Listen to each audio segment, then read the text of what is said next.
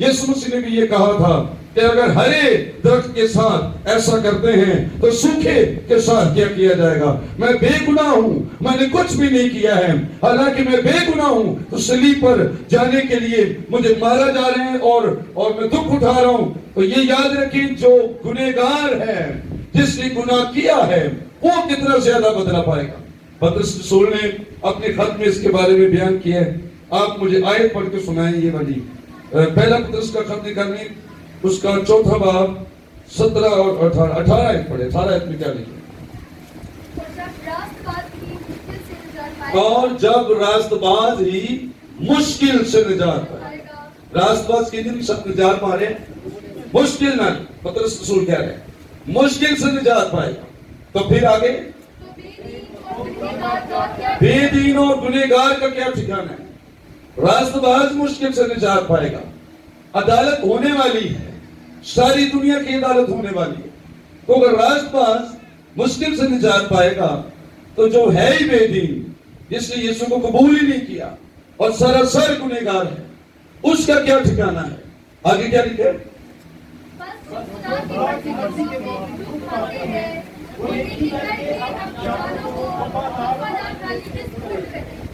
دکھ اٹھائیں۔ کبھی کبھی اس طرح ہوتا ہے، میں آپ کو بتاتا ہوں، غور سے سنیں، یہ قابل غور بات ہے۔ ایمانداروں پر دکھ آتے ہیں، مصیبت آتی ہے، ایماندار پریشان ہوتا رہتا ہے، میرے تے کیوں مصیبت ہے، میرے تے دکھ کیوں آئی؟ لیکن یاد رکھنا کہ جڑے دکھ ساڈے تے آندے نے زمین تے، وہ ساڈے گناہاں نوں دھوندے نے۔ خدا کی چھوٹی سی سٹک، ہمیں خدا اپنے گھر سے نہیں نکالتا، ٹھیک ہے، لیکن وہ ہماری تنبیہ کرتا ہے، ملامت ہمیں کرتا ہے، اور کچھ دکھ اس لیے آتے ہیں، ہم نے اپنے کام غلط کیے ہوئے، ہم نے اپنی راہ بگاڑی ہوئی ہے، ہم کچھ ایسے گناہ کرتے ہیں جو مسلسل جاری رکھتے ہیں، تو خدا ہمیں پھر تھوڑی چھڑی لگاتا رہتا ہے اور ہم مصیبت اٹھاتے رہتے ہیں، لیکن اس کے باوجود ہم اس کی بادشاہی سے باہر نہیں ہوتے، پھر بھی اس کے گھر میں ہوتے ہیں۔ اس لیے کئی بار آپ کو آپ کی مسٹیکس اور گناہوں کا یہاں زمین پر بدلہ اٹھانا پڑتا ہے، سزا اٹھانی پڑتی ہے، لیکن آپ کی ہمیشہ کی زندگی برقرار رہتی ہے۔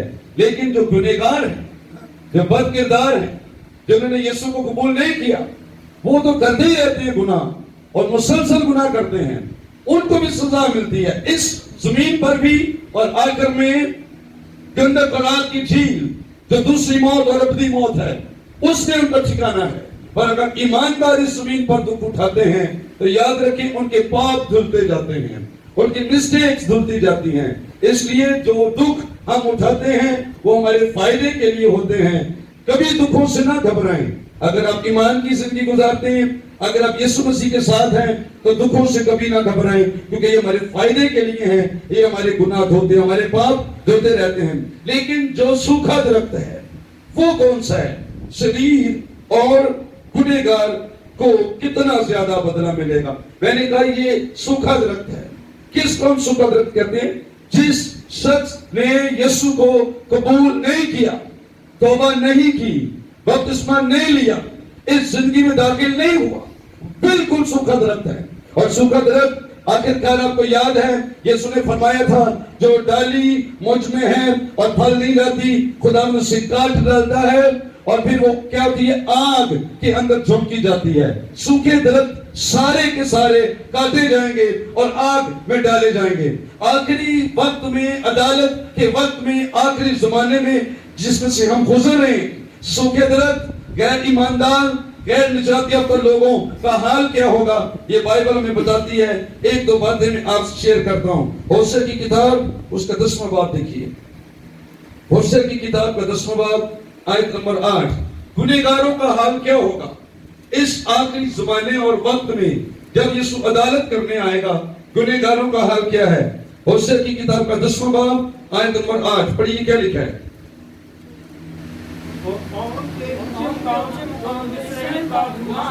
برباد کیے جائیں گے۔ اونچے مقام سے مراد ہے جہاں وہ بت پرستی کرتے ہیں، جہاں وہ بتوں کی پوجا کرتے ہیں، ان کو اونچے مقام لفظ دیا جاتا ہے، برباد کیے جائیں گے اور مسجدوں پر کانٹے اور اونٹ کٹارے اگیں گے۔ اسرائیل کی بات ہوئی ہے۔ آگے پہاڑوں سے کہیں گے ہم کو چھپا لو، اور ٹیلوں سے کہیں گے ہم پر آ گرو۔ کیوں؟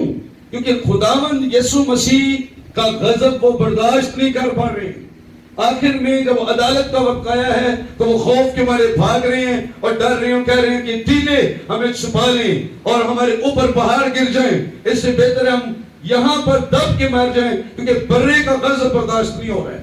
اور مکاشفہ کی کتاب میں یہ ہوشیہ کی کتاب 10 باب کی نبوت مکاشفہ کی کتاب میں اقتباس ہوئی ہے۔ دوبارہ سے دیکھیے مکاشفہ 6 باب، ہم اس کتاب میں جو بائبل کی آخری کتاب، یہاں پر چلتے ہیں۔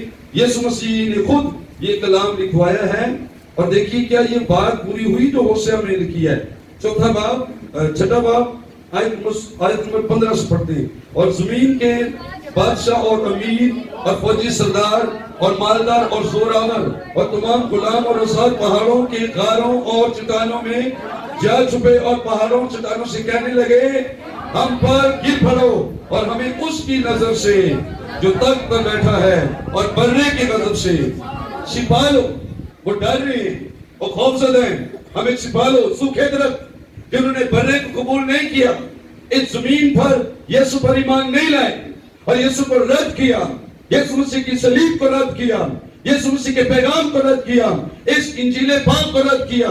یاد رکھیے ساری دنیا میں نجات کی ایک ہی راہ ہے، اور یہ انجیل ہے جو آپ کو سنائی جاتی ہے، اور وہ انجیل یہ ہے کہ جو کوئی یسوع پر ایمان لائے گا ہلاک نہیں ہوگا بلکہ ہمیشہ کی زندگی پائے گا۔ لیکن جو کوئی یسوع کو رد کرے گا، اس کی انجیل کو رد کرے گا، اس کے پیغام کو رد کرے گا، آخری زمانے میں پہاڑوں میں چھپیں گے اور ٹیلوں سے کہیں گے ہم پر گر پڑو، ہمیں برے کے غضب سے چھپا لو، کیونکہ اس کا روز عظیم آ پہنچا ہے۔ جلد یسوع آ رہے، بادلوں پر ایک تخت لگے گا اس بڑی فضا میں، اور سارے فرشتے اس کے ساتھ آئیں گے، دنیا کی قومیں یسوع کے سامنے کھڑی ہوں گی، اور کئی لوگ اس کا جلال برداشت نہیں کر پائیں گے۔ اس وقت آج وقت ہے، ہم یسوع مسیح کو قبول کر سکتے ہیں، ہمارے پاس انجیل ہے اور دروازے کھلے ہیں، لیکن وہ وقت آنے والا ہے جب بائبل بتاتی ہے کہ لوگ موت کو ڈھونڈیں گے اور موت نہیں پائیں گے۔ دیکھیے